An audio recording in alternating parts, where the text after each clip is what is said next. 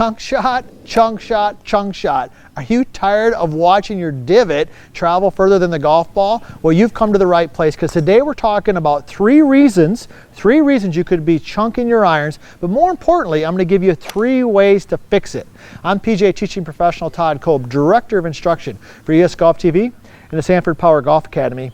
And we all have seen this shot, right? You feel like, hey, this is going to be a quality shot. You come down, the club hits the ground, and you look up, and there's this big, huge piece of turf traveling down the fairway, and the ball's only gone a couple of feet. Well, why is that happening? Well, there are a couple reasons it could be happening. We're going to talk about that. Now, before we dive into that, be sure to subscribe to our channel. If you haven't already, we got some great content coming out every week that is helping people play better golf all over the world. And most importantly, be sure to comment. If you got a question on your irons, or maybe why you're chunking it, or maybe even got a suggestion that's worked for you, please share it, because we do our best to comment. We love helping our fellow golfers. So 3 reasons you could be chunking your irons. Now let's dive right into that. First of all, we know that in order to hit a good quality iron shot, we got to be hitting down on the golf ball. We've talked about that. We've covered that in some of our previous videos. So, but the key is you got to hit the ball first. You got to hit ball and then ground. So how can we do that? Well, the most common mistake, the easiest one to fix, is just simply ball position. A lot of people, a lot of amateur golfers, this could be you, simply chunk their irons because the ball is too far forward in their stance. So where should it be?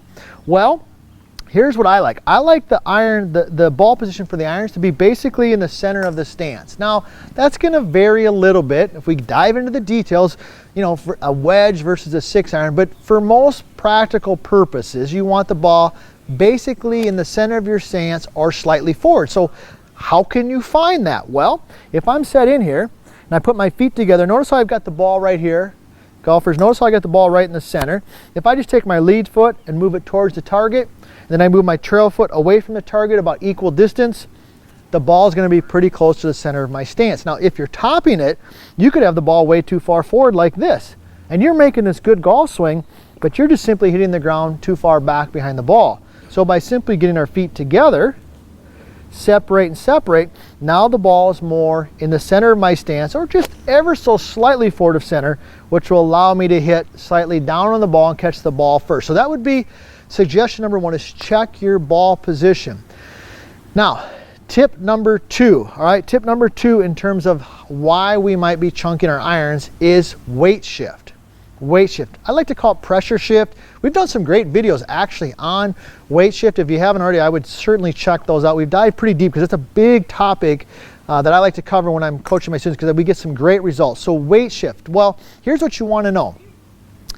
The bottom of your swing, or where you hit the ground, is primarily going to follow where the weight is at on your feet. So let me describe that. Let me give you some visual. So when I'm set in here, right?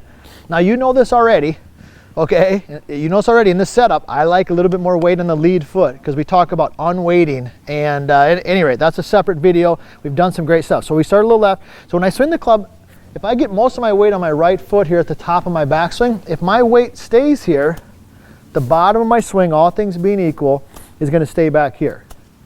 If I get my weight going forward, the bottom of the swing goes forward. So what you need to understand is where you hit the ground, in a lot of regards, matches where the weight or balance is on your feet. So if the weight's on the back foot, the bottom of the swing is going to work back. If the weight's on the front foot, the bottom of the swing is going to move forward. So you could simply be chunking the golf ball because at impact, your weight's on your back foot. Your back here. That's probably one of the most common things I see. That's why I put it in there as number 2, because I see it all the time. So they're too far back this way. So that would be the number 2 thing. So we talked about ball position, and we talk about a little bit of the weight shift. Now the third one I want to talk about, and I don't want to say this one is controversial, because it's not controversial. It's something that I strongly believe in, but you don't hear it talked about a lot. Okay, and that is the angle of the club shaft. All right, so I don't want to, if we don't dive too deep here, but basically what you need to know is that the more the club is forward this way, see how it's leaning forward? When the club hits the ground, it's going to tend to dig a little bit. Now we did a full video on chipping exactly on this, almost 2 million views, crazy. You should check it out, where we talk about using the bounce, which is a little bit beyond this conversation right now. But what you need to know is that when the club shaft gets too far forward, okay, the leading edge tends to dig into the ground. So you might be doing everything correct, but if your hands are too far forward, the club is just digging too far down into the ground, and therefore you're taking too big of a divot. So in the setup, it might be looking like this. You're set in there, right? And you got your hands way forward. Somebody said, hey, get your hands forward, you know, and so you're sitting like this. Well, from this position, even if I make a great golf swing, when that club hits the ground, it's going to tend to dig. All right, so what you should do, or what should the suggestion be?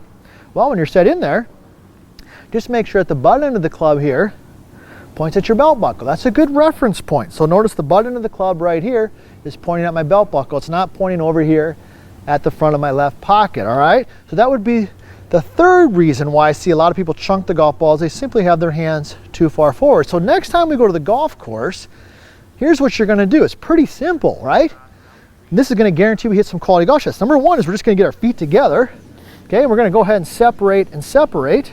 All right, we got the club pointing right here at the belt buckle. And the key is when you finish your swing, this is what I want you to take to the first tee, is when you finish the swing, make sure your weight is forward. Notice my weight's forward, and get your knees touching. If your knees touch, that means your weight is going forward. So there's no reason to be chunking the golf ball. If you are, it could be one of these three things. Hopefully this tip helps you. Hopefully you like it. Be sure to subscribe and be sure to leave a comment and be sure to check back because we've got great content coming out each and every week.